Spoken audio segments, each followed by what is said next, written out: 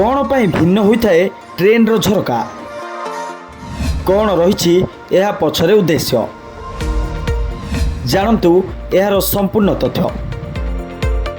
भारतीय rail Asia महादेशर सबुठु बड़ rail network. प्रतिदिन भारतीय ट्रेन रे हजार हजार यात्री निज गंतव्य स्थल को जाइथांती। अन्यान्य यातायात अपेक्षा ट्रेन यात्रा सबुठु आरामदायक भी होता है।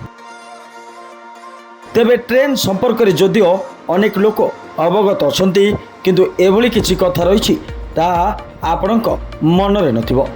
साधारणतः आपण माने किंबा यात्री ए संपर्क में जानिबा पई केबे ध्यान भी देई नथिबे किंतु केबे ध्यान देइछंती कि ट्रेन बगीर गेट निकट रे थिबा झरका काहेकि भिन्न धरणर होइथाय। जदि ना तेबे आसंतु जानिबा ए संपर्क रे। ट्रेन रे स्लीपर एवं जेनेराल बगीर गेट निकट दुई पार्श्व दुईटी झरका रही। यही झरका स्वतंत्र प्रकार एथिरे अधिक रड रो व्यवहार कर जाइथाय जहा अन्य कोनोसी झरकारे लगा जाय नथाय।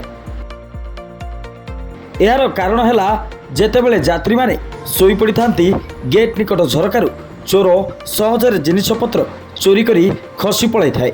एथिरु मुक्ति पाइबा पई रेलवे पक्षरु झरकारे अधिक रड व्यवहार करा जायछि। तेणु ए झरका अन्य झरका तुलना रे स्वतंत्र। Report rising Odisha.